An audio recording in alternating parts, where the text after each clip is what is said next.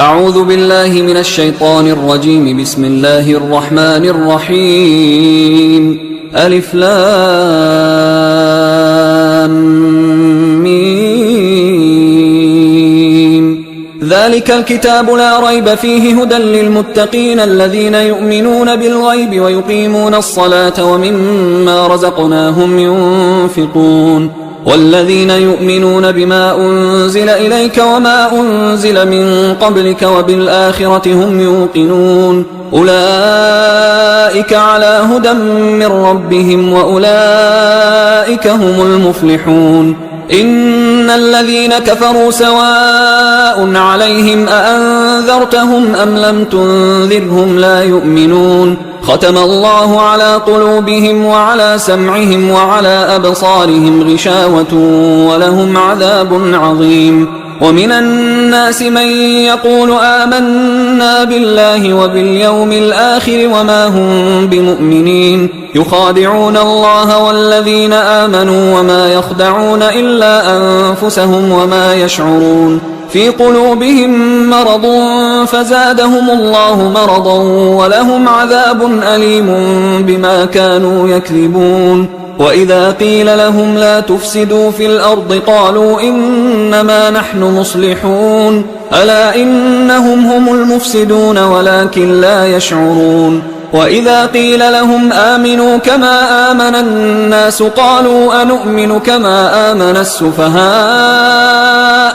ألا إنهم هم السفهاء ولكن لا يعلمون. وإذا لقوا الذين آمنوا قالوا آمنا وإذا خلوا إلى شياطينهم قالوا إنا معكم إنما نحن مستهزئون. الله يستهزئ بهم ويمدهم في طغيانهم يعمهون. أولئك الذين اشتروا الضلالة بالهدى فما ربحت تجارتهم وما كانوا مهتدين. مثلهم كمثل الذي استوقد نارا فلما أضاءت ما حوله ذهب الله بنورهم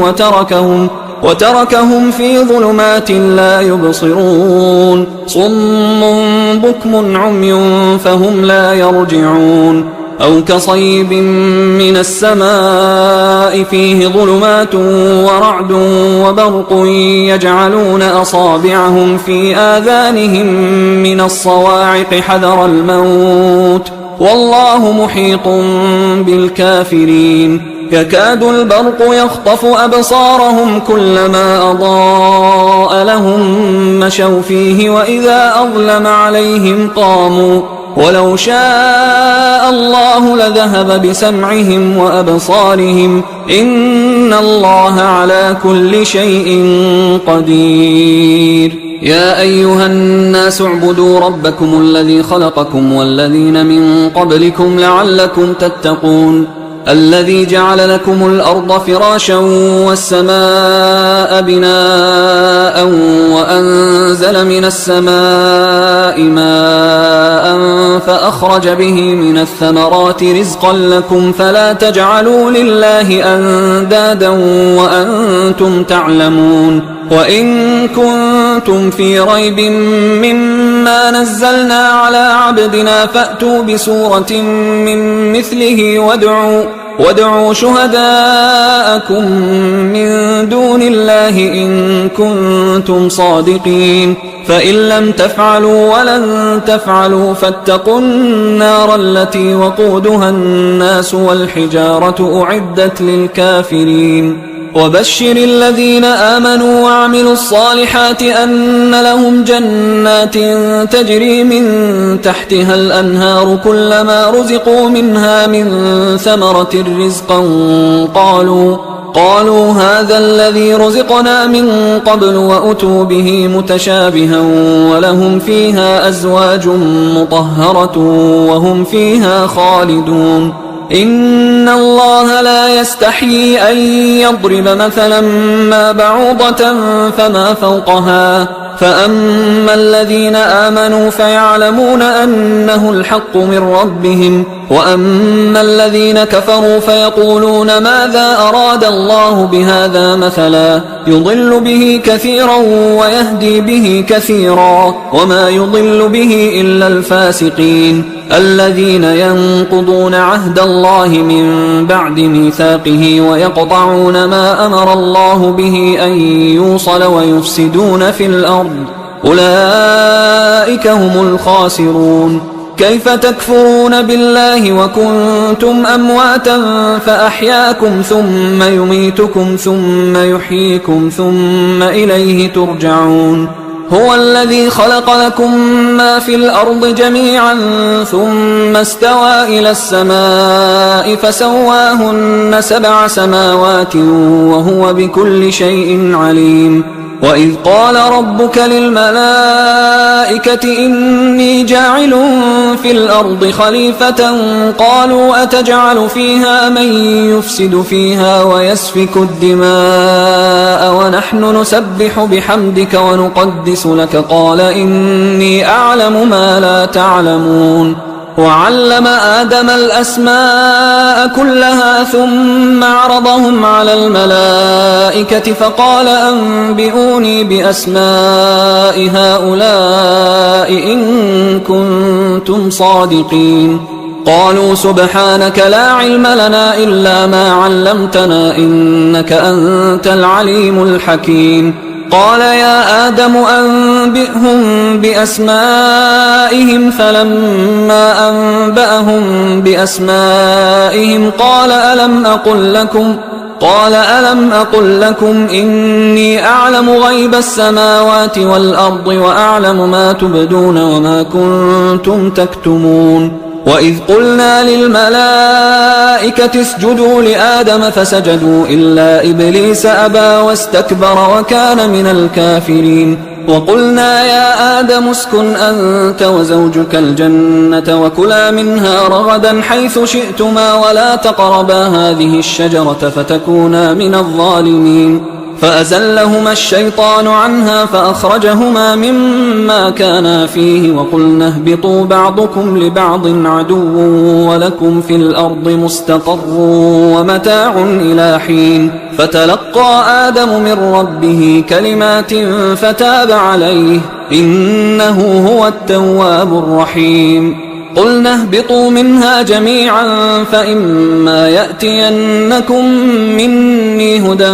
فمن تبع هداي فلا خوف عليهم ولا هم يحزنون. والذين كفروا وكذبوا بآياتنا أولئك أصحاب النار هم فيها خالدون. يا بني إسرائيل اذكروا نعمتي التي أنعمت عليكم وأوفوا بعهدي أوف بعهدكم وإياي فارهبون. وآمنوا بما أنزلت مصدقا لما معكم ولا تكونوا أول كافر به ولا تشتروا بآياتي ثمنا قليلا وإياي فاتقون. ولا تلبسوا الحق بالباطل وتكتموا الحق وأنتم تعلمون. وأقيموا الصلاة وآتوا الزكاة واركعوا مع الراكعين. أتأمرون الناس بالبر وتنسون أنفسكم وأنتم تتلون الكتاب أفلا تعقلون. واستعينوا بالصبر والصلاة وإنها لكبيرة إلا على الخاشعين الذين يظنون أنهم ملاقو ربهم وأنهم إليه راجعون. يا بني إسرائيل اذكروا نعمتي التي أنعمت عليكم وأني فضلتكم على العالمين. واتقوا يوما لا تجزي نفس عن نفس شيئا ولا يقبل منها شفاعة ولا يؤخذ منها عدل ولا هم ينصرون. وإذ نجيناكم من آل فرعون يسومونكم سوء العذاب يذبحون أبناءكم ويستحيون نساءكم وفي ذلكم بلاء من ربكم عظيم. وإذ فرقنا بكم البحر فأنجيناكم وأغرقنا آل فرعون وأنتم تنظرون. وإذ واعدنا موسى 40 ليلة ثم اتخذتم العجل من بعده وأنتم ظالمون. ثم عفونا عنكم من بعد ذلك لعلكم تشكرون وإذ آتينا موسى الكتاب والفرقان لعلكم تهتدون وإذ قال موسى لقومه يا قوم إنكم ظلمتم أنفسكم باتخاذكم العجل فتوبوا إلى بارئكم فاقتلوا أنفسكم ذلكم خير لكم عند بارئكم فتاب عليكم إنه هو التواب الرحيم وإذ قلتم يا موسى لن نؤمن لك حتى نرى الله جهرة فأخذتكم الصاعقة وأنتم تنظرون ثم بعثناكم من بعد موتكم لعلكم تشكرون وظللنا عليكم الغمام وأنزلنا عليكم المن والسلوى كلوا من طيبات ما رزقناكم وما ظلمونا ولكن كانوا أنفسهم يظلمون وإذ قلنا ادخلوا هذه القرية فكلوا منها حيث شئتم رغدا وادخلوا الباب سجدا وقولوا حطة نغفر لكم خطاياكم وسنزيد المحسنين فبدل الذين ظلموا قولا غير الذي قيل لهم فأنزلنا على الذين ظلموا رجزا من السماء بما كانوا يفسقون وإذ استسقى موسى لقومه فقلنا اضرب بعصاك الحجر فانفجرت منه 12 عينا قد علم كل أناس مشربهم كلوا واشربوا من رزق الله ولا تعثوا في الأرض مفسدين وإذ قلتم يا موسى لن نصبر على طعام واحد فادع لنا ربك يخرج لنا مما تنبت الأرض من بقلها وقثائها وفومها وعدسها وبصلها قال أتستبدلون الذي هو أدنى بالذي هو خير اهبطوا مصرا فإن لكم ما سألتم وضربت عليهم الذلة والمسكنة وباءوا بغضب من الله ذلك بأنهم كانوا يكفرون بآيات الله ويقتلون النبيين بغير الحق ذلك بما عصوا وكانوا يعتدون إن الذين آمنوا والذين هادوا والنصارى والصابئين من آمن بالله واليوم الآخر وعمل صالحا فلهم أجرهم عند ربهم ولا خوف عليهم ولا هم يحزنون وإذ أخذنا ميثاقكم ورفعنا فوقكم الطور خذوا ما آتيناكم بقوة واذكروا ما فيه لعلكم تتقون ثم توليتم من بعد ذلك فلولا فضل الله عليكم ورحمته لكنتم من الخاسرين ولقد علمتم الذين اعتدوا منكم في السبت فقلنا لهم كونوا قردة خاسئين فجعلناها نكالا لما بين يديها وما خلفها وموعظة للمتقين وإذ قال موسى لقومه إن الله يأمركم أن تذبحوا بقرة قالوا أتتخذنا هزوا قال أعوذ بالله أن أكون من الجاهلين قالوا ادع لنا ربك يبين لنا ما هي قال إنه يقول إنها بقرة لا فارض ولا بكر عوان بين ذلك فافعلوا ما تؤمرون قالوا ادع لنا ربك يبين لنا ما لونها قال إنه يقول إنها بقرة صفراء فاقع لونها تسر الناظرين قالوا ادع لنا ربك يبين لنا ما هي إن البقرة شابه علينا وإنا إن شاء الله لمهتدون قال إنه يقول إنها بقرة لا ذلول تثير الأرض ولا تسقي الحرث مسلمة لا شية فيها قالوا الآن جئت بالحق فذبحوها وما كادوا يفعلون وإذ قتلتم نفسا فادارأتم فيها والله مخرج ما كنتم تكتمون فقلنا اضربوه ببعضها كذلك يحيي الله الموتى ويريكم آياته لعلكم تعقلون ثم قست قلوبكم من بعد ذلك فهي كالحجارة أو أشد قسوة وإن من الحجارة لما يتفجر منه الأنهار وإن منها لما يشقق فيخرج منه الماء وإن منها لما يهبط من خشية الله وما الله بغافل عما تعملون أفتطمعون أن يؤمنوا لكم وقد كان فريق منهم يسمعون كلام الله ثم يحرفونه من بعد ما عقلوه وهم يعلمون وإذا لقوا الذين آمنوا قالوا آمنا وإذا خلا بعضهم إلى بعض قالوا أتحدثونهم بما فتح الله عليكم ليحاجوكم به عند ربكم أفلا تعقلون أولا يعلمون أن الله يعلم ما يسرون وما يعلنون ومنهم أميون لا يعلمون الكتاب إلا أماني وإنهم إلا يظنون فويل للذين يكتبون الكتاب بأيديهم ثم يقولون هذا من عند الله ليشتروا به ثمنا قليلا فويل لهم مما كتبت أيديهم وويل لهم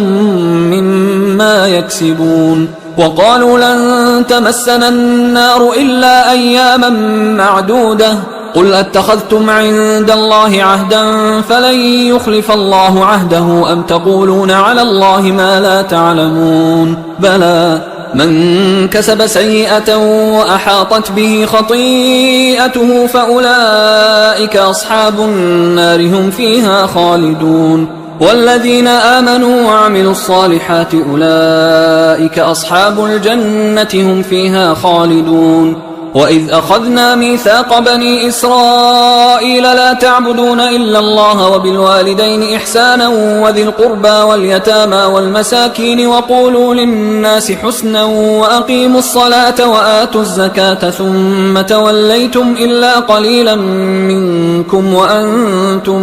معرضون وإذ أخذنا ميثاقكم لا تسفكون دماءكم ولا تخرجون أنفسكم من دياركم ثم أقررتم وأنتم تشهدون ثم أنتم هؤلاء تقتلون أنفسكم وتخرجون فريقا منكم من ديارهم تظاهرون عليهم بالإثم والعدوان وإن يأتوكم أسارى تفادوهم وهو محرم عليكم إخراجهم أفتؤمنون ببعض الكتاب وتكفرون ببعض فما جزاء من يفعل ذلك منكم إلا خزي في الحياة الدنيا ويوم القيامة يردون إلى أشد العذاب وما الله بغافل عما تعملون أولئك الذين اشتروا الحياة الدنيا بالآخرة فلا يخفف عنهم العذاب ولا هم ينصرون ولقد آتينا موسى الكتاب وقفينا من بعده بالرسل وآتينا عيسى ابن مريم البينات وأيدناه بروح القدس أفكلما جاءكم رسول بما لا تهوى أنفسكم استكبرتم ففريقا كذبتم وفريقا تقتلون وقالوا قلوبنا غلف بل لعنهم الله بكفرهم فقليلا ما يؤمنون ولما جاءهم كتاب من عند الله مصدق لما معهم وكانوا من قبل يستفتحون على الذين كفروا فلما جاءهم ما عرفوا كفروا به فلعنة الله على الكافرين بئس ما اشتروا به أنفسهم أن يكفروا بما أنزل الله بغيا أن ينزل الله من فضله على من يشاء من عباده فباءوا بغضب على غضب وللكافرين عذاب مهين وإذا قيل لهم آمنوا بما أنزل الله قالوا نؤمن بما أنزل علينا ويكفرون بما وراءه وهو الحق مصدقا لما معهم قل فلم تقتلون أنبياء الله من قبل إن كنتم مؤمنين ولقد جاءكم موسى بالبينات ثم اتخذتم العجل من بعده وأنتم ظالمون وإذ أخذنا ميثاقكم ورفعنا فوقكم الطور خذوا ما آتيناكم بقوة واسمعوا قالوا سمعنا وعصينا وأشربوا في قلوبهم العجل بكفرهم قل بئس ما يأمركم به إيمانكم إن كنتم مؤمنين قل إن كانت لكم الدار الآخرة عند الله خالصة من دون الناس فتمنوا الموت إن كنتم صادقين ولن يتمنوه أبدا بما قدمت أيديهم والله عليم بالظالمين ولتجدنهم أحرص الناس على حياة ومن الذين أشركوا يود أحدهم لو يعمر 1000 سنة وما هو بمزحزحه من العذاب أن يعمر والله بصير بما يعملون قل من كان عدوا لجبريل فإنه نزله على قلبك بإذن الله مصدقا لما بين يديه وهدى وبشرى للمؤمنين من كان عدوا لله وملائكته ورسله وجبريل وميكال فإن الله عدو للكافرين ولقد أنزلنا إليك آيات بينات وما يكفر بها إلا الفاسقون أوكلما عاهدوا عهدا نبذه فريق منهم بل أكثرهم لا يؤمنون ولما جاءهم رسول من عند الله مصدق لما معهم نبذ فريق من الذين أوتوا الكتاب كتاب الله وراء ظهورهم كأنهم لا يعلمون واتبعوا ما تتلو الشياطين على ملك سليمان وما كفر سليمان ولكن الشياطين كفروا يعلمون الناس السحر وما أنزل على الملكين ببابل هاروت وماروت وما يعلمان من أحد حتى يقولا إنما نحن فتنة فلا تكفر فيتعلمون منهما ما يفرقون به بين المرء وزوجه وما هم بضارين به من أحد إلا بإذن الله ويتعلمون ما يضرهم ولا ينفعهم ولقد علموا لمن اشتراه ما له في الآخرة من خلاق ولبئس ما شروا به أنفسهم لو كانوا يعلمون ولو أنهم آمنوا واتقوا لمثوبة من عند الله خير لو كانوا يعلمون يا أيها الذين آمنوا لا تقولوا راعنا وقولوا انظرنا واسمعوا وللكافرين عذاب أليم ما يود الذين كفروا من أهل الكتاب ولا المشركين أن ينزل عليكم من خير من ربكم والله يختص برحمته من يشاء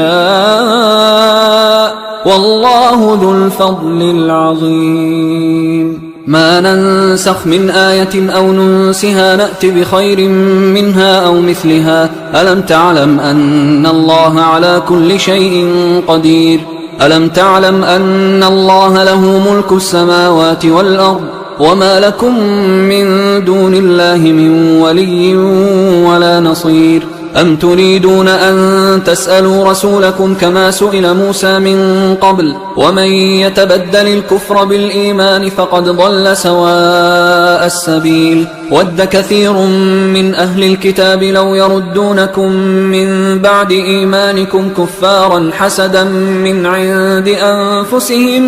من بعد ما تبين لهم الحق فاعفوا واصفحوا حتى يأتي الله بأمره إن الله على كل شيء قدير وأقيموا الصلاة وآتوا الزكاة وما تقدموا لأنفسكم من خير تجدوه عند الله إن الله بما تعملون بصير وقالوا لن يدخل الجنة إلا من كان هودا أو نصارى تلك أمانيهم قل هاتوا برهانكم إن كنتم صادقين بلى من أسلم وجهه لله وهو محسن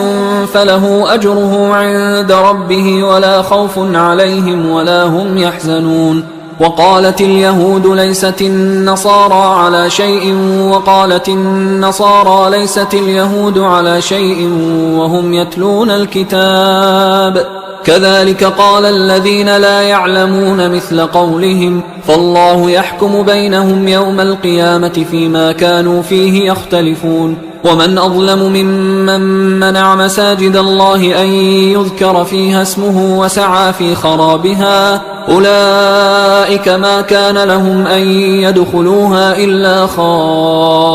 خائفين لهم في الدنيا خزي ولهم في الآخرة عذاب عظيم ولله المشرق والمغرب فأينما تولوا فثم وجه الله إن الله واسع عليم وقالوا اتخذ الله ولدا سبحانه بل له ما في السماوات والأرض كل له قانتون بديع السماوات والأرض وإذا قضى أمرا فإنما يقول له كن فيكون وقال الذين لا يعلمون لولا يكلمنا الله أو تأتينا آية كذلك قال الذين من قبلهم مثل قولهم تشابهت قلوبهم قد بينا الآيات لقوم يوقنون إنا أرسلناك بالحق بشيرا ونذيرا ولا تسأل عن أصحاب الجحيم ولن ترضى عنك اليهود ولا النصارى حتى تتبع ملتهم قل إن هدى الله هو الهدى ولئن اتبعت أهواءهم بعد الذي جاءك من العلم ما لك من الله من ولي ولا نصير الذين آتيناهم الكتاب يتلونه حق تلاوته أولئك يؤمنون به ومن يكفر به فأولئك هم الخاسرون يا بني إسرائيل اذكروا نعمتي التي أنعمت عليكم وأني فضلتكم على العالمين واتقوا يوما لا تجزي نفس عن نفس شيئا ولا يقبل منها عدل ولا تنفعها شفاعة ولا هم ينصرون وإذ ابتلى إبراهيم ربه بكلمات فأتمهن قال إني جاعلك للناس إماما قال ومن ذريتي قال لا ينال عهد الظالمين وإذ جعلنا البيت مثابة للناس وأمنا واتخذوا من مقام إبراهيم مصلى وعهدنا إلى إبراهيم وإسماعيل أن طهرا بيتي للطائفين والعاكفين والركع السجود وإذ قال إبراهيم رب اجعل هذا بلدا آمنا وارزق أهله من الثمرات من آمن منهم بالله واليوم الآخر قال ومن كفر فأمتعه قليلا ثم أضطره إلى عذاب النار وبئس المصير وإذ يرفع إبراهيم القواعد من البيت وإسماعيل ربنا تقبل منا إنك أنت السميع العليم ربنا وجعلنا مسلمين لك ومن ذريتنا أمة مسلمة لك وأرنا مناسكنا وتب علينا إنك أنت التواب الرحيم ربنا وبعث فيهم رسولا منهم يتلو عليهم آياتك ويعلمهم الكتاب والحكمة ويزكيهم إنك أنت العزيز الحكيم ومن يرغب عن ملة إبراهيم إلا من سفه نفسه ولقد اصطفيناه في الدنيا وإنه في الآخرة لمن الصالحين إذ قال له ربه أسلم قال أسلمت لرب العالمين. ووصى بها إبراهيم بنيه ويعقوب يا بني إن الله اصطفى لكم الدين فلا تموتن إلا وأنتم مسلمون. أم كنتم شهداء إذ حضر يعقوب الموت إذ قال لبنيه ما تعبدون من بعدي قالوا نعبد إلهك وإله آبائك إبراهيم وإسماعيل وإسحاق إلها واحدا ونحن له مسلمون. تلك أمة قد خلت لها ما كسبت ولكم ما كسبتم ولا تسألون عما كانوا يعملون. وقالوا كونوا هودا أو نصارى تهتدوا قل بل ملة إبراهيم حنيفا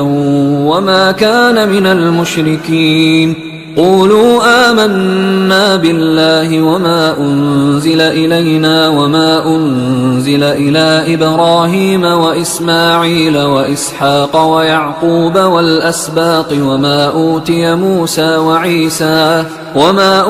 موسى وعيسى وما أوتي النبيون من ربهم لا نفرق بين أحد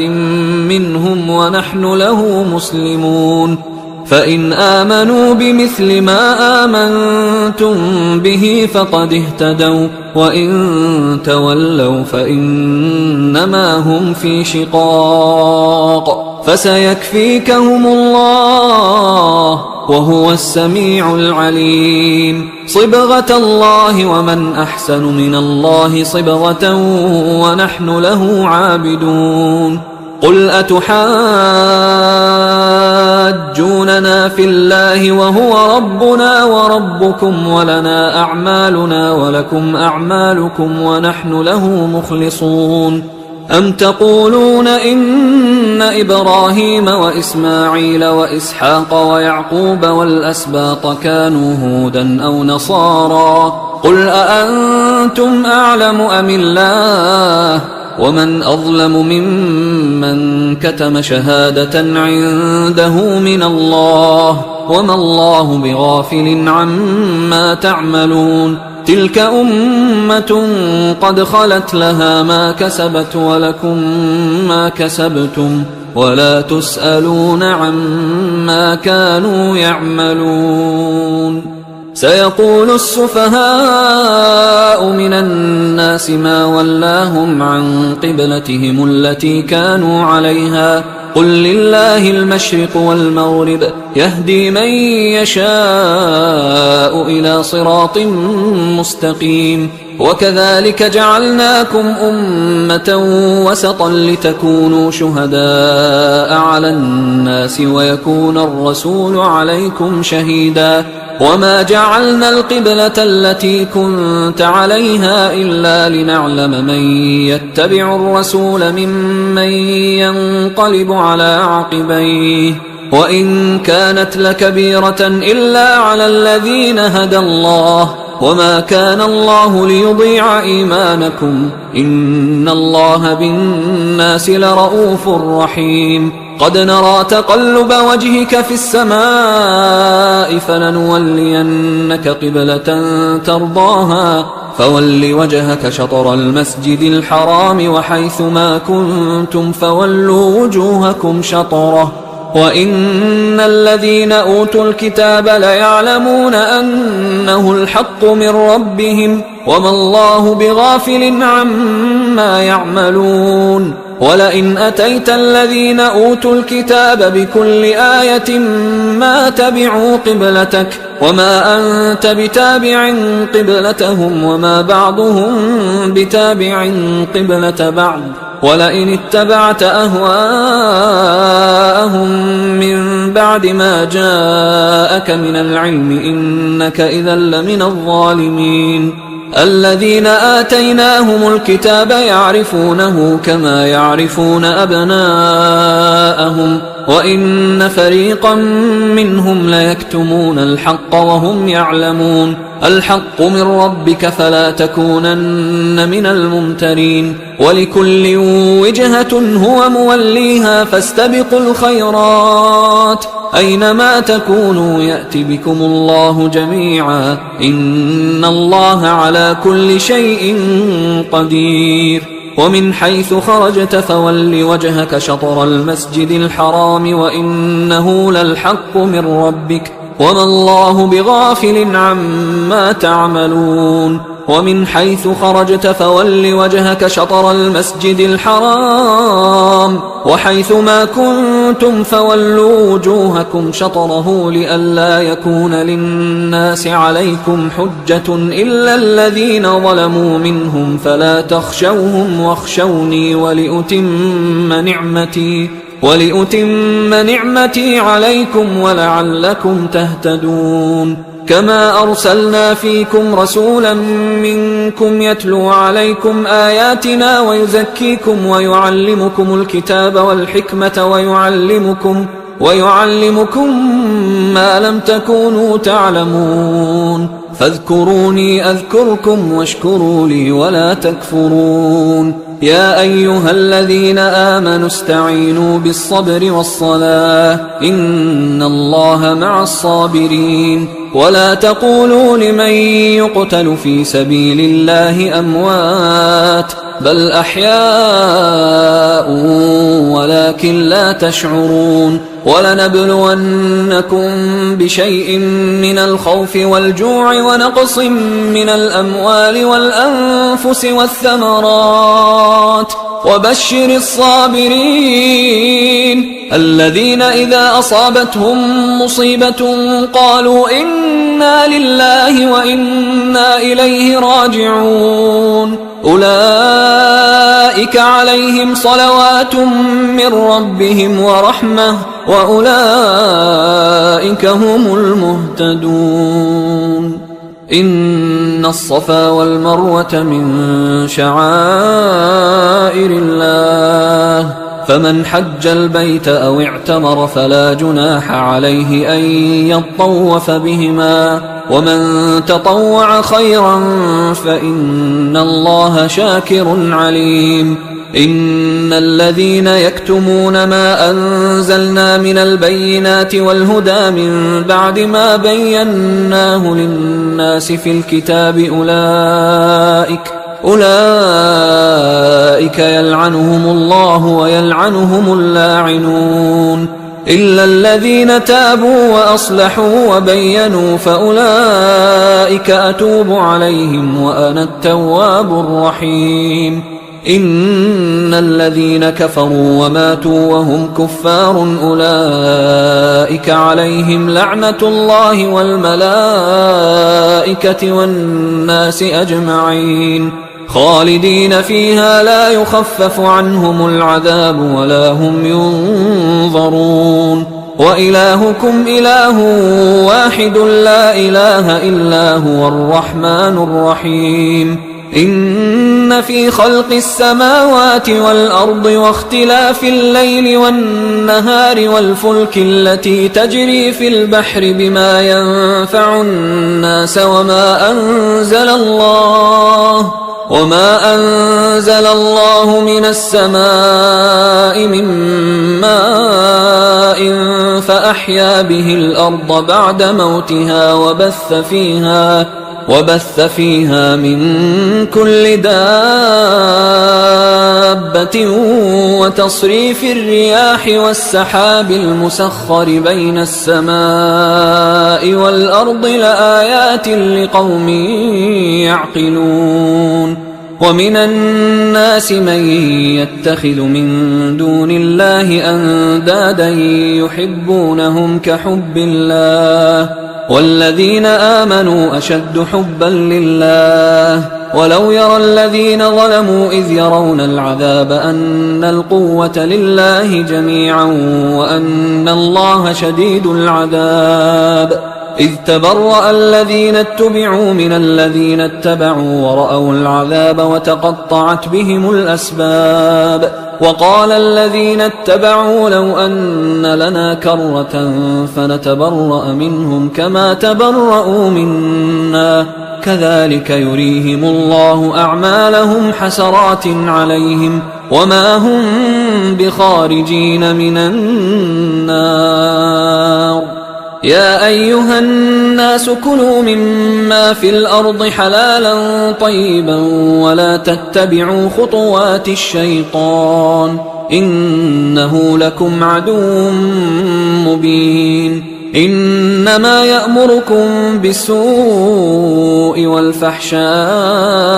وأن تقولوا على الله ما لا تعلمون. وإذا قيل لهم اتبعوا ما أنزل الله قالوا بل نتبع ما ألفينا عليه آباءنا أولو كان آباؤهم لا يعقلون شيئا ولا يهتدون. ومثل الذين كفروا كمثل الذي ينعق بما لا يسمع إلا دعاء ونداء صم بكم عمي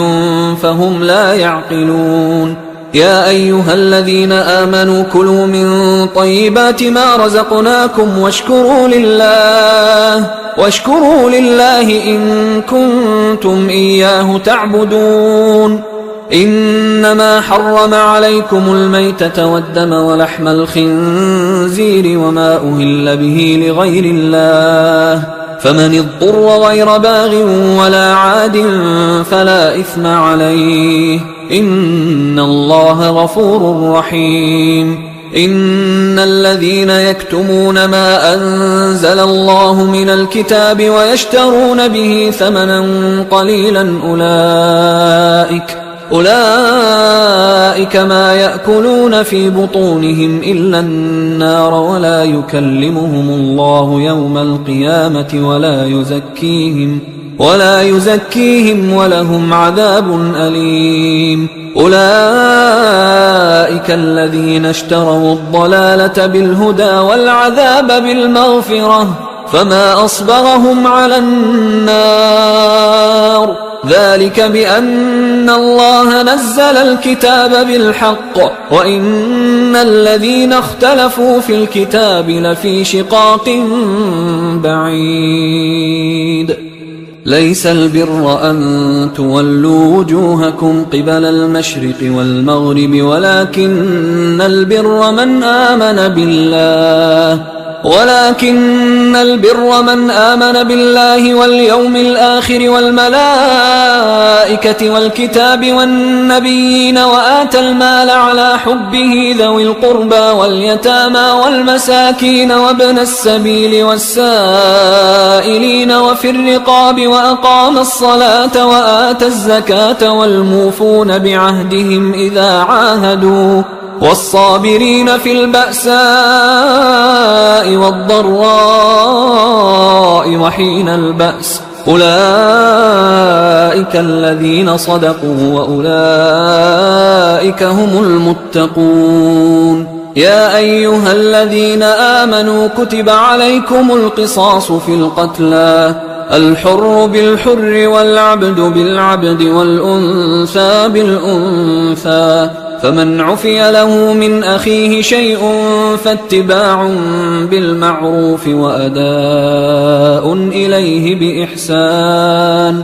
ذلك تخفيف من ربكم ورحمة فمن اعتدى بعد ذلك فله عذاب أليم. ولكم في القصاص حياة يا أولي الألباب لعلكم تتقون. كتب عليكم إذا حضر أحدكم الموت إن ترك خيرا الوصية للوالدين والأقربين بالمعروف حقا على المتقين فمن بدله بعدما سمعه فإنما إثمه على الذين يبدلونه إن الله سميع عليم. فمن خاف من موص جنفا أو إثما فأصلح بينهم فلا إثم عليه إن الله غفور رحيم. يا أيها الذين آمنوا كتب عليكم الصيام كما كتب على الذين من قبلكم لعلكم تتقون أياما معدودات فمن كان منكم مريضا أو على سفر فعدة من أيام أخر وعلى الذين يطيقونه فدية طعام مسكين فمن تطوع خيرا فهو خير له وأن تصوموا خير لكم إن كنتم تعلمون شهر رمضان الذي أنزل فيه القرآن هدى للناس وبينات من الهدى والفرقان فمن شهد منكم الشهر فليصم ومن كان مريضا أو على سفر فعدة من أيام أخر يريد الله بكم اليسر ولا يريد بكم العسر ولتكملوا العدة ولتكبروا الله على ما هداكم ولعلكم تشكرون وإذا سألك عبادي عني فإني قريب أجيب دعوة الداعي إذا دعان فليستجيبوا لي وليؤمنوا بي لعلهم يرشدون أحل لكم ليلة الصيام الرفث إلى نسائكم هن لباس لكم وأنتم لباس لهن علم الله أنكم كنتم تختانون أنفسكم فتاب عليكم وعفى عنكم فالآن باشروهن وابتغوا ما كتب الله لكم وكلوا واشربوا حتى يتبين لكم الخيط الأبيض من الخيط الأسود من الفجر ثم أتموا الصيام إلى الليل ولا تباشروهن وأنتم عاكفون في المساجد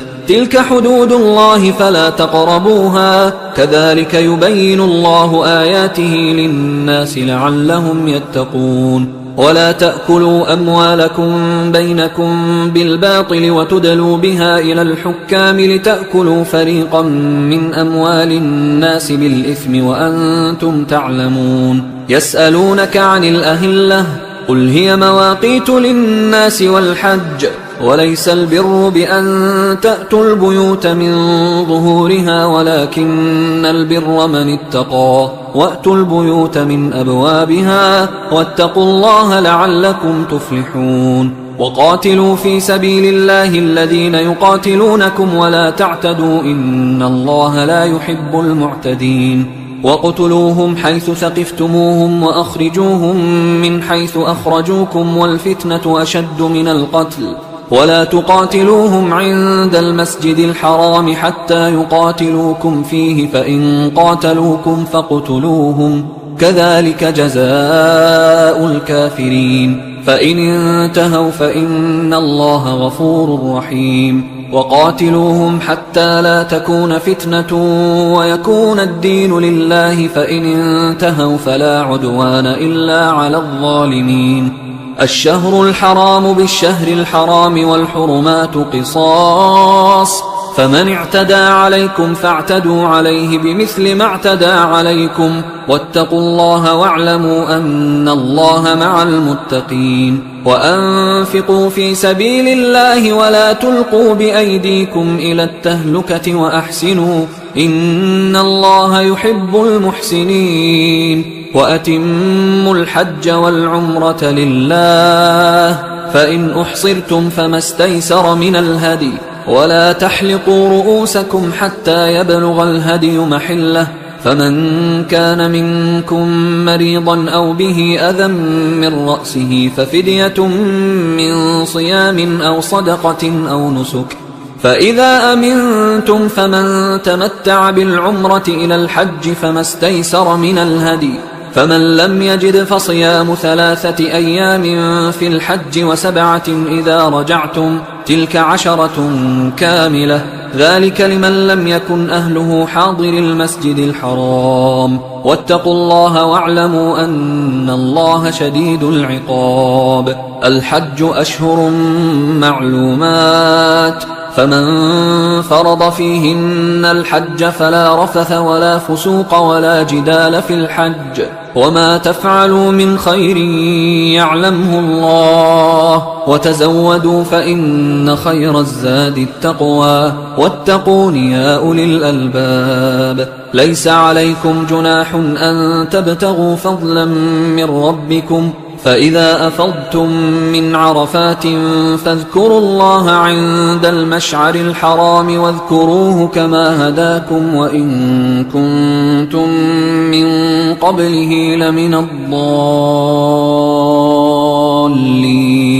ثم أفيضوا من حيث أفاض الناس واستغفروا الله إن الله غفور رحيم فإذا قضيتم مناسككم فاذكروا الله كذكركم آباءكم أو أشد ذكرا فمن الناس من يقول ربنا آتنا في الدنيا وما له في الآخرة من خلاق ومنهم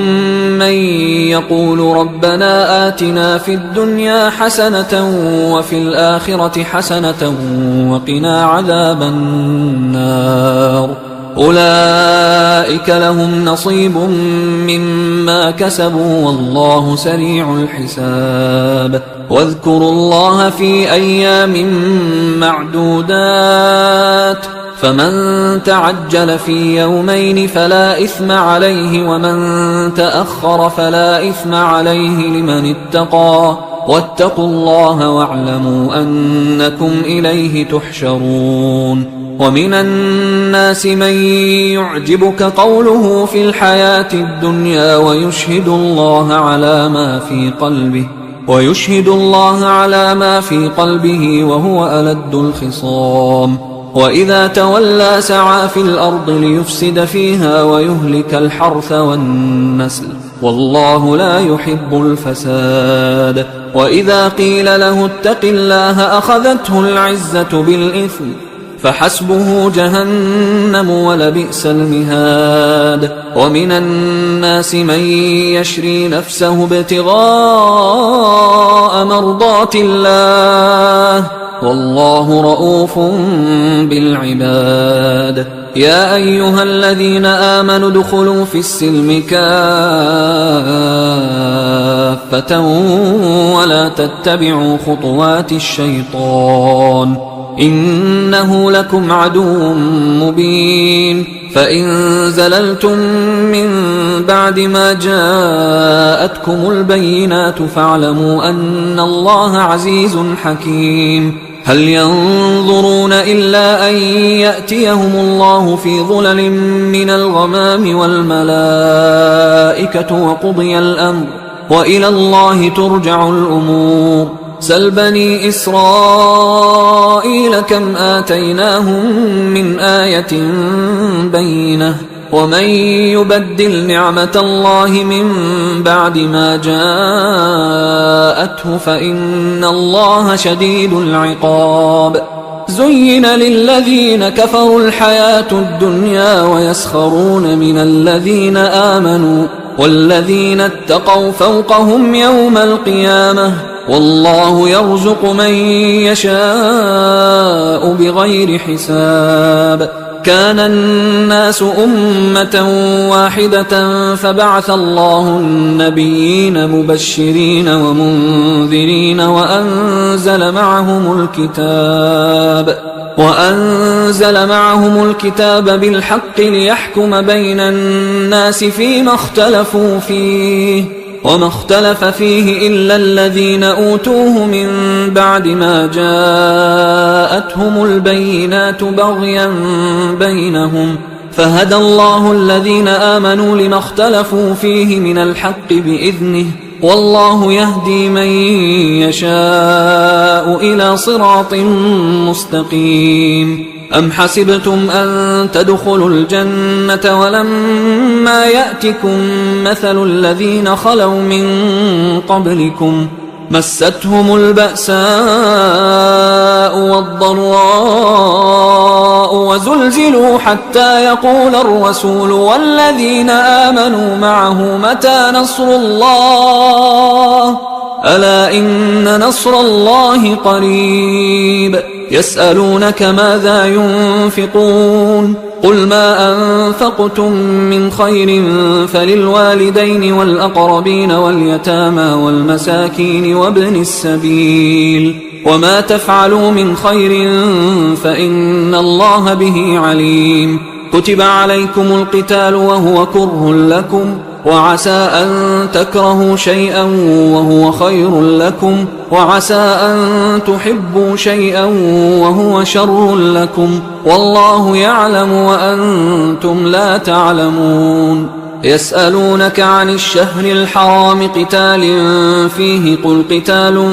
فيه كبير وصد عن سبيل الله وكفر به والمسجد الحرام وإخراج أهله منه أكبر عند الله والفتنة أكبر من القتل ولا يزالون يقاتلونكم حتى يردوكم عن دينكم إن استطاعوا ومن يرتدد منكم عن دينه فيمت وهو كافر فأولئك حبطت أعمالهم في الدنيا والآخرة وأولئك أصحاب النار هم فيها خالدون إن الذين آمنوا والذين هاجروا وجاهدوا في سبيل الله أولئك يرجون رحمة الله والله غفور رحيم يسألونك عن الخمر والميسر قل فيهما إثم كبير ومنافع للناس وإثمهما أكبر من نفعهما ويسألونك ماذا ينفقون قل العفو كذلك يبين الله لكم الآيات لعلكم تتفكرون في الدنيا والآخرة ويسألونك عن اليتامى قل إصلاح لهم خير وإن تخالطوهم فإخوانكم والله يعلم المفسد من المصلح ولو شاء الله لأعنتكم إن الله عزيز حكيم ولا تنكحوا المشركات حتى يؤمن ولأمة مؤمنة خير من مشركة ولو أعجبتكم ولا تنكحوا المشركين حتى يؤمنوا ولعبد مؤمن خير من مشرك ولو أعجبكم أولئك يدعون إلى النار والله يدعو إلى الجنة والمغفرة بإذنه ويبين آياته للناس لعلهم يتذكرون ويسألونك عن المحيض قل هو أذى فاعتزلوا النساء في المحيض ولا تقربوهن حتى يطهرن فإذا تطهرن فأتوهن من حيث أمركم الله إن الله يحب التوابين ويحب المتطهرين نساؤكم حرث لكم فأتوا حرثكم أنى شئتم وقدموا لأنفسكم واتقوا الله واعلموا أنكم ملاقوه وبشر المؤمنين ولا تجعلوا الله عرضة لأيمانكم أن تبروا وتتقوا وتصلحوا بين الناس والله سميع عليم لا يؤاخذكم الله باللغو في أيمانكم ولكن يؤاخذكم بما كسبت قلوبكم والله غفور حليم للذين يؤلون من نسائهم تربص 4 أشهر فإن فاءوا فإن الله غفور رحيم وإن عزموا الطلاق فإن الله سميع عليم والمطلقات يتربصن بأنفسهن 3 قروء ولا يحل لهن أن يكتمن ما خلق الله في أرحامهن إن كن يؤمن بالله واليوم الآخر وبعولتهن أحق بردهن في ذلك إن أرادوا إصلاحا ولهن مثل الذي عليهن بالمعروف وللرجال عليهن درجة والله عزيز حكيم الطلاق 2 فإمساك بمعروف أو تسريح بإحسان ولا يحل لكم أن تأخذوا مما آتيتموهن شيئا إلا أن يخافا ألا يقيما حدود الله فإن خفتم ألا يقيما حدود الله فلا جناح عليهما فيما افتدت به تلك حدود الله فلا تعتدوها ومن يتعد حدود الله فأولئك هم الظالمون فإن طلقها فلا تحل له من بعد حتى تنكح زوجا غيره فإن طلقها فلا جناح عليهما أن يتراجعا إن ظنا أن يقيما حدود الله، وتلك حدود الله يبينها لقوم يعلمون. وإذا طلقتم النساء فبلغن أجلهن فأمسكوهن بمعروف أو سرحوهن بمعروف، ولا تمسكوهن ضرارا لتعتدوا، ومن يفعل ذلك فقد ظلم نفسه. ولا تتخذوا آيات الله هزوا، واذكروا نعمة الله عليكم وما أنزل عليكم من الكتاب والحكمة يعظكم به، واتقوا الله واعلموا أن الله بكل شيء عليم. وإذا طلقتم النساء فبلغن أجلهن فلا تعضلوهن أن ينكحن أزواجهن إذا تراضوا بينهم بالمعروف، ذلك يوعظ به من كان منكم يؤمن بالله واليوم الآخر، ذلكم أزكى لكم وأطهر، والله يعلم وأنتم لا تعلمون. والوالدات يرضعن أولادهن حولين كاملين لمن أراد أن يتم الرضاعة، وعلى المولود له رزقهن وكسوتهن بالمعروف، لا تكلف نفس إلا وسعها، لا تضار والدة بولدها ولا مولود له بولده، وعلى الوارث مثل ذلك، فإن أرادا فصالا عن تراض منهما وتشاور فلا جناح عليهما. وإن أردتم أن تسترضعوا أولادكم فلا جناح عليكم إذا سلمتم ما آتيتم بالمعروف، واتقوا الله واعلموا أن الله بما تعملون بصير. والذين يتوفون منكم ويذرون أزواجا يتربصن بأنفسهن 4 أشهر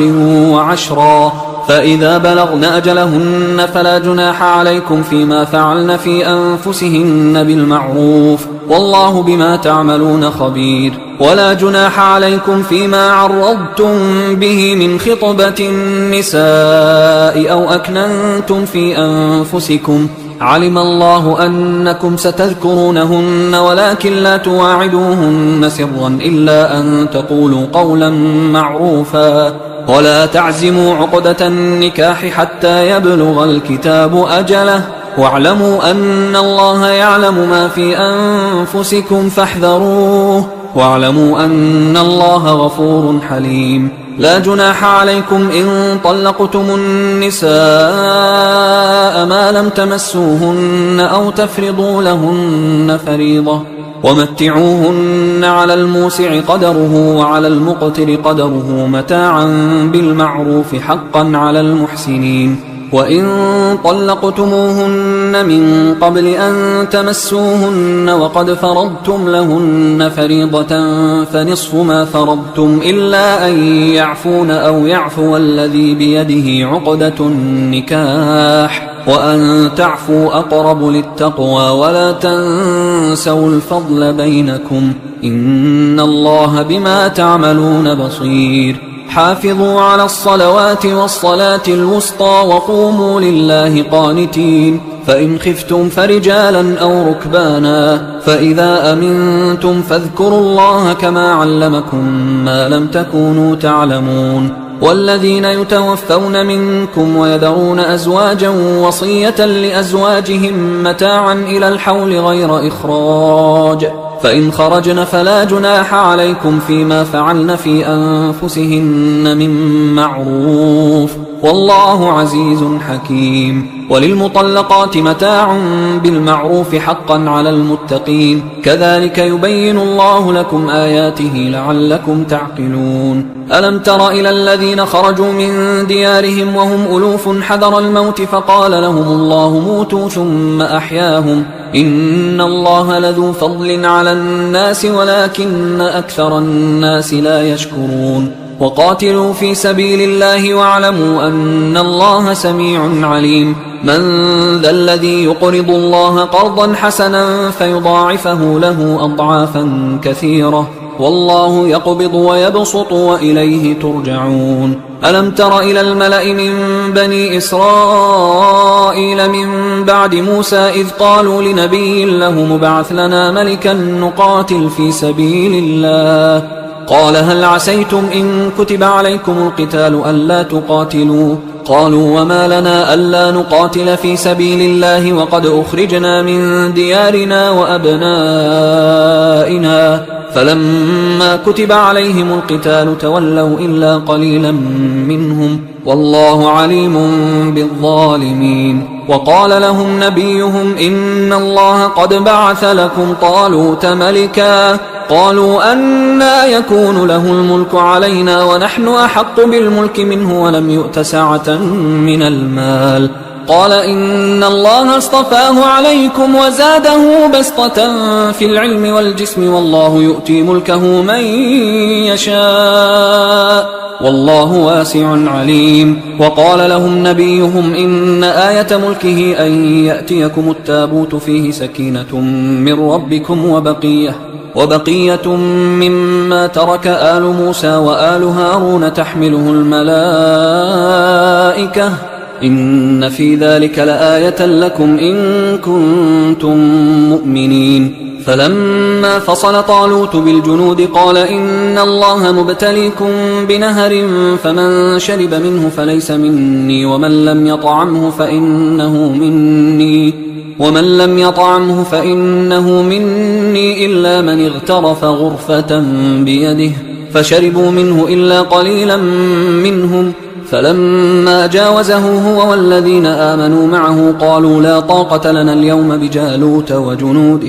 قال الذين يظنون أنهم ملاقوا الله كم من فئة قليلة غلبت فئة كثيرة بإذن الله والله مع الصابرين ولما برزوا لجالوت وجنوده قالوا ربنا أفرغ علينا صبرا وثبت أقدامنا وانصرنا على القوم الكافرين فهزموهم بإذن الله وقتل داود جالوت وآتاه الله الملك والحكمة وعلمه مما يشاء ولولا دفع الله الناس بعضهم ببعض لفسدت الأرض ولكن الله ذو فضل على العالمين تلك آيات الله نتلوها عليك بالحق وإنك لمن المرسلين تلك الرسل فضلنا بعضهم على بعض منهم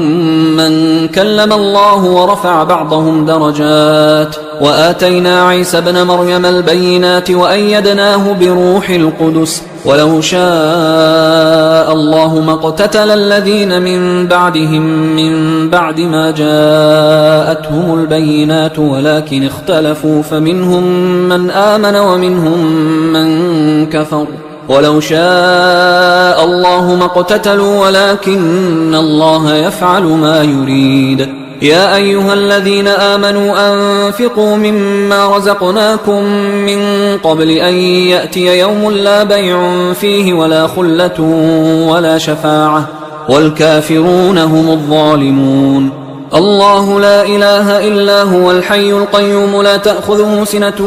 ولا نوم له ما في السماوات وما في الأرض من ذا الذي يشفع عنده إلا بإذنه يعلم ما بين أيديهم وما خلفهم ولا يحيطون بشيء من علمه إلا بما شاء وسع كرسيه السماوات والأرض ولا يؤوده حفظهما وهو العلي العظيم لا إكراه في الدين قد تبين الرشد من الغي فمن يكفر بالطاغوت ويؤمن بالله فقد استمسك بالعروة الوثقى لا انفصام لها والله سميع عليم الله ولي الذين آمنوا يخرجهم من الظلمات إلى النور والذين كفروا أولياؤهم الطاغوت يخرجونهم من النور إلى الظلمات أولئك أصحاب النار هم فيها خالدون ألم تر إلى الذي حاج إبراهيم في ربه أن آتاه الله الملك إذ قال إبراهيم ربي الذي يحيي ويميت قال أنا أحيي وأميت قال إبراهيم فإن الله يأتي بالشمس من المشرق فأت بها من المغرب فبهت الذي كفر والله لا يهدي القوم الظالمين أو كالذي مر على قرية وهي خاوية على عروشها قال أنى يحيي هذه الله بعد موتها فأماته الله 100 عام ثم بعثه قال كم لبثت قال لبثت يوما أو بعض يوم قال بل لبثت 100 عام فانظر إلى طعامك وشرابك لم يتسنه وانظر إلى حمارك ولنجعلك آية للناس وانظر إلى العظام كيف ننشزها ثم نكسوها لحما فلما تبين له قال أعلم أن الله على كل شيء قدير وإذ قال إبراهيم رب أرني كيف تحيي الموتى قال أولم تؤمن قال بلى ولكن ليطمئن قلبي قال فخذ 4 من الطير فصرهن إليك ثم اجعل على كل جبل منهن جزءا ثم ادعهن يأتينك سعيا واعلم أن الله عزيز حكيم مثل الذين ينفقون أموالهم في سبيل الله كمثل حبة أنبتت 7 سنابل في كل سنبلة 100 حبة والله يضاعف لمن يشاء والله واسع عليم الذين ينفقون أموالهم في سبيل الله ثم لا يتبعون ما أنفقوا منا ولا أذى لهم أجرهم عند ربهم ولا خوف عليهم ولا هم يحزنون قول معروف ومغفرة خير من صدقة يتبعها أذى والله غني حليم يا أيها الذين آمنوا لا تبطلوا صدقاتكم بالمن والأذى كالذي ينفق ماله رئاء الناس ولا يؤمن بالله واليوم الآخر فمثله كمثل صفوان عليه تراب فأصابه وابل فتركه صلدا لا يقدرون على شيء مما كسبوا والله لا يهدي القوم الكافرين ومثل الذين ينفقون أموالهم ابتغاء مرضات الله وتثبيتا من أنفسهم كمثل جنة بربوة أصابها وابل فآتت أكلها ضعفين فإن لم يصبها وابل فطل والله بما تعملون بصير أيود أحدكم أن تكون له جنة من نخيل وأعناب تجري من تحتها الأنهار له فيها من كل الثمرات وأصابه الكبر وله ذرية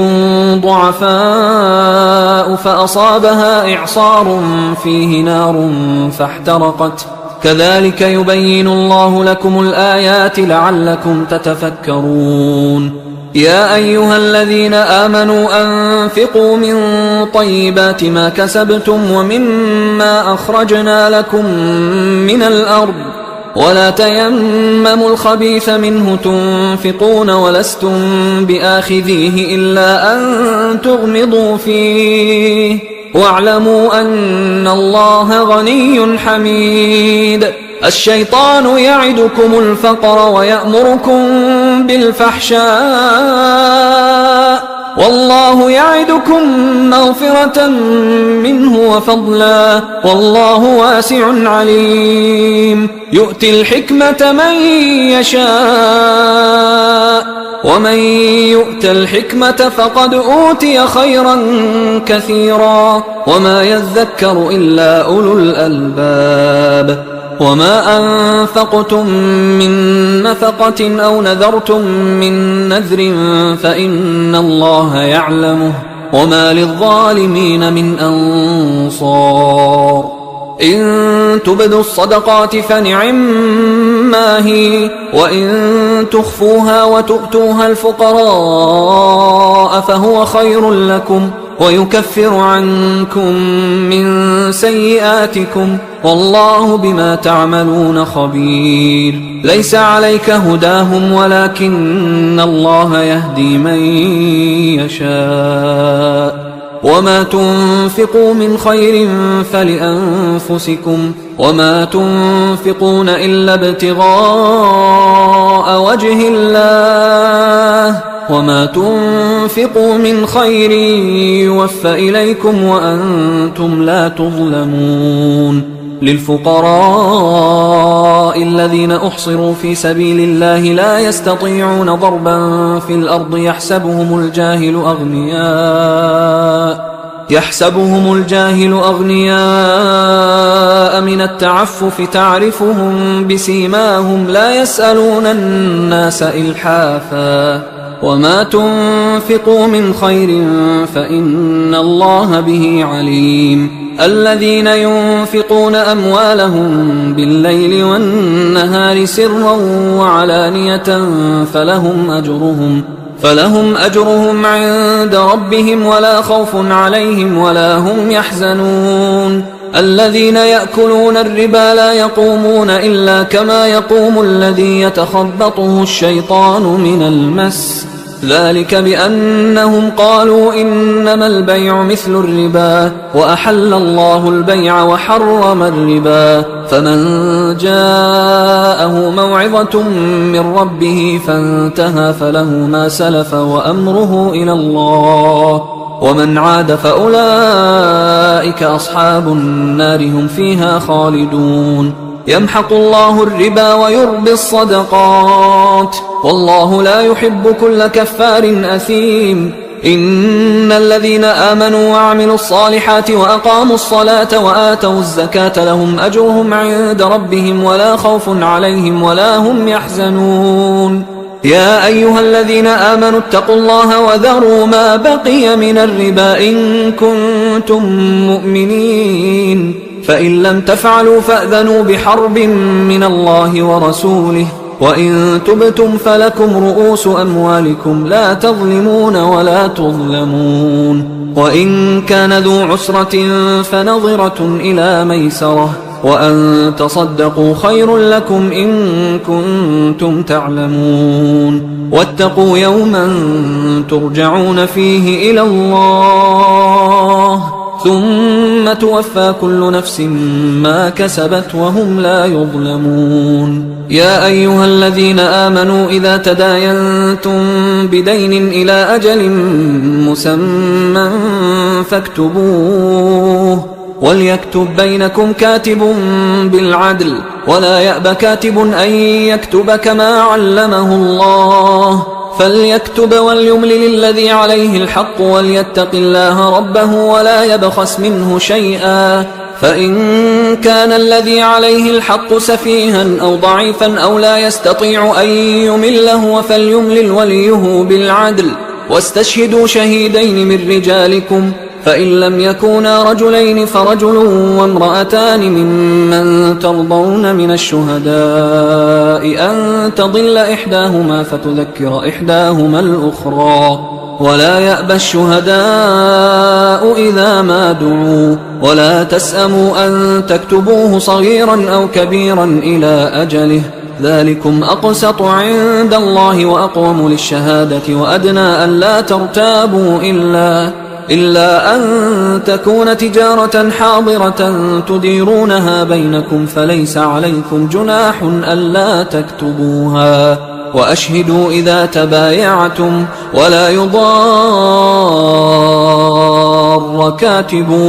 ولا شهيد، وإن تفعلوا فإنه فسوق بكم، واتقوا الله ويعلمكم الله والله بكل شيء عليم. وإن كنتم على سفر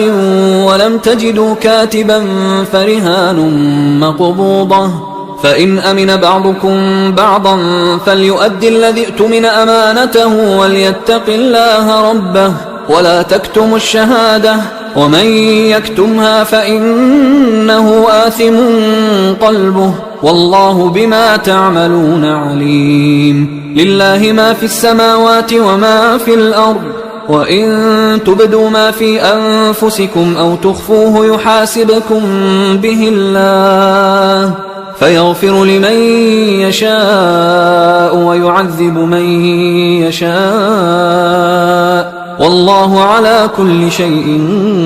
قدير. آمن الرسول بما أنزل إليه من ربه والمؤمنون كل آمن بالله وملائكته وكتبه ورسله لا نفرق بين أحد من رسله وقالوا سمعنا وأطعنا غفرانك ربنا وإليك المصير. لا يكلف الله نفسا إلا وسعها لها ما كسبت وعليها ما اكتسبت ربنا لا تؤاخذنا إن نسينا أو أخطأنا ربنا ولا تحمل علينا إصرا كما حملته على الذين من قبلنا ربنا ولا تحملنا ما لا طاقة لنا به واعف عنا واغفر لنا وارحمنا أنت مولانا فانصرنا على القوم الكافرين. حصريا على قارئ القرآن. أعوذ بالله من الشيطان الرجيم. بسم الله الرحمن الرحيم. ياسين والقرآن الحكيم إنك لمن المرسلين على صراط مستقيم. تنزيل العزيز الرحيم لتنذر قوما ما أنذر آباؤهم فهم غافلون. لقد حق القول على أكثرهم فهم لا يؤمنون. إنا جعلنا في أعناقهم أغلالا فهي إلى الأذقان فهم مقمحون. وجعلنا من بين أيديهم سدا ومن خلفهم سدا فغشيناهم فهم لا يبصرون. وسواء عليهم أأنذرتهم أم لم تنذرهم فهم لا يؤمنون. إنما تنذر من اتبع الذكر وخشي الرحمن بالغيب فبشره بمغفرة وأجر كريم. إنا نحن نحيي الموتى ونكتب ما قدموا وآثارهم وكل شيء أحصيناه في إمام مبين. واضرب لهم مثلا أصحاب القرية إذ جاءها المرسلون إذ أرسلنا إليهم 2 فكذبوهما فعززنا بثالث فقالوا إنا إليكم مرسلون. قالوا ما أنتم إلا بشر مثلنا وما أنزل الرحمن من شيء إن أنتم إلا تكذبون. قالوا ربنا يعلم إنا إليكم لمرسلون وما علينا إلا البلاغ المبين. قالوا إنا تطيرنا بكم لئن لم تنتهوا لنرجمنكم وليمسنكم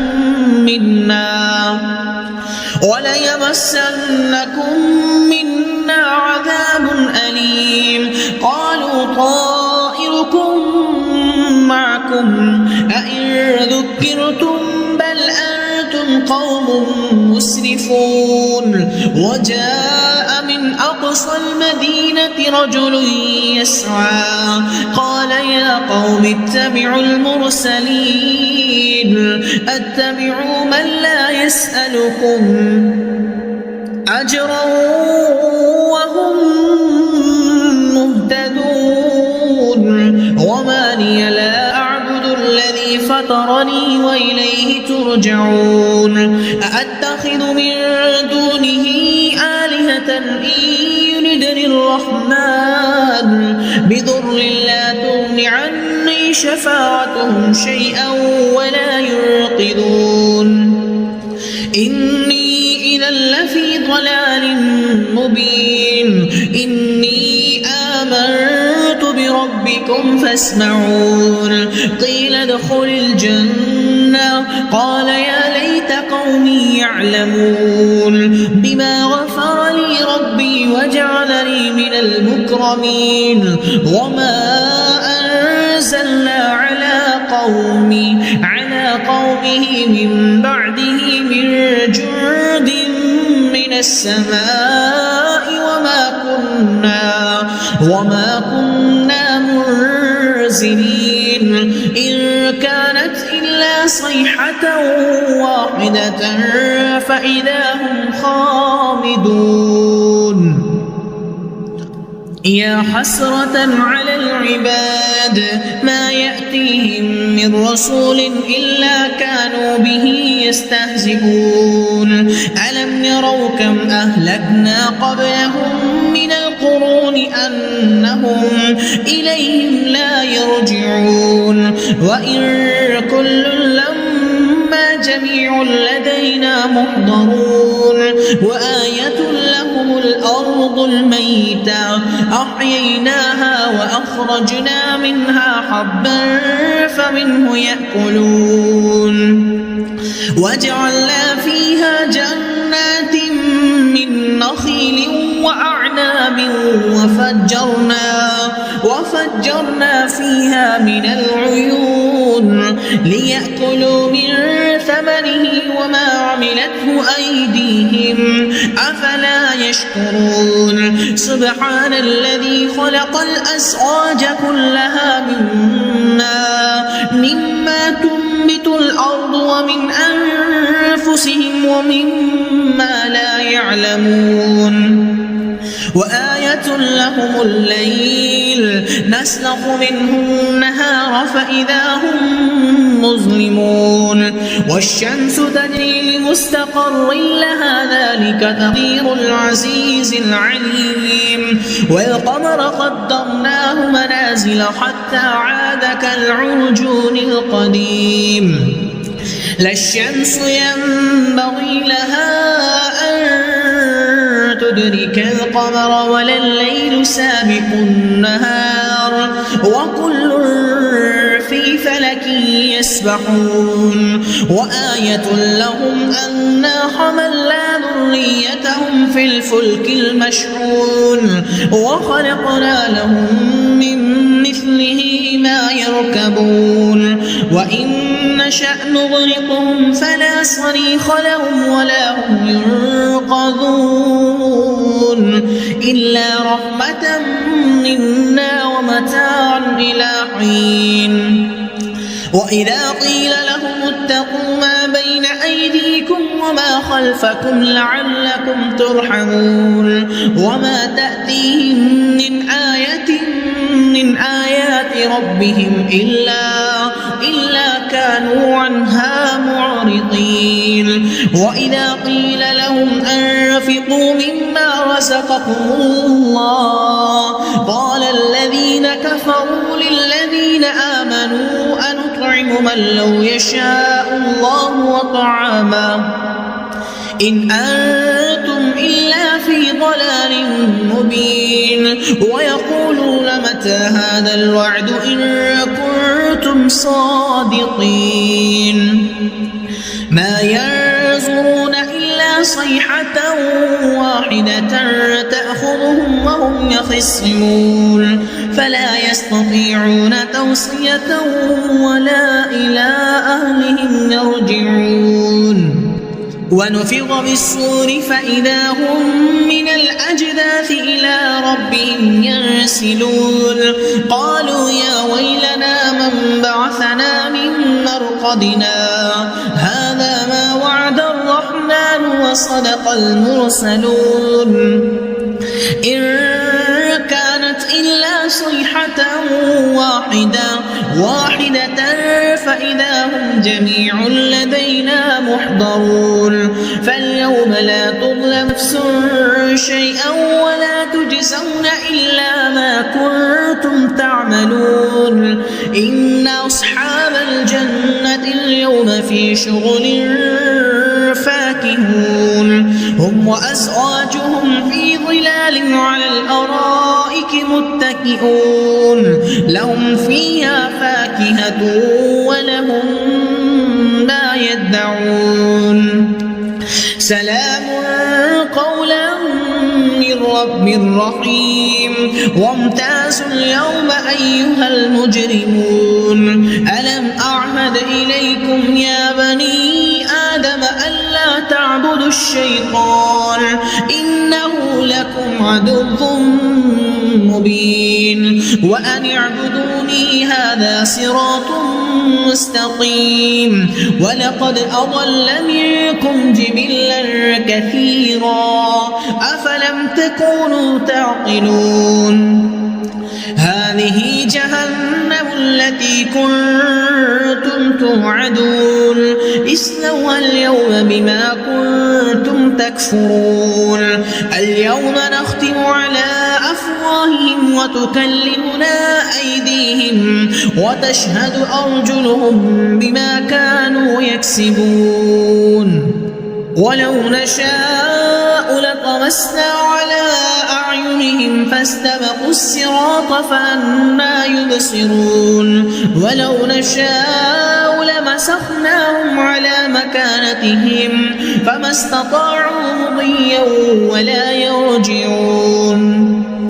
ومن نعمره ننكسه في الخلق أفلا يعقلون وما علمناه الشعر وما ينبغي له إن هو إلا ذكر وقرآن مبين لينذر من كان حيا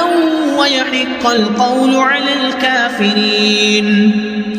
أولم يروا أنا خلقنا لهم مما عملت أيدينا أنعاما فهم لها مالكون وذللناها لهم فمنها ركوبهم ومنها يأكلون ولهم فيها منافع ومشارب أفلا يشكرون واتخذوا من دون الله آلهة لعلهم ينصرون لا يستطيعون نصرهم وهم لهم جند محضرون فلا يحزنك قولهم إنا نعلم ما يسرون وما يعلنون أولم يرى الإنسان أنا خلقناه من نطفة فإذا هو خصيم مبين وضرب لنا مثلا ونسي خلقا قال من يحيي العظام وهي رميم قل يحييها الذي أنشأها أول مرة وهو بكل خلق عليم الذي جعل لكم من الشجر الأخضر نارا فإذا أنتم منه توقدون أوليس الذي خلق السماوات والأرض بقادر على أن يخلق مثلهم بلى وهو الخلاق العليم إنما أمره إذا أراد شيئا أن يقول له كن فيكون فسبحان الذي بيده ملكوت كل شيء وإليه ترجعون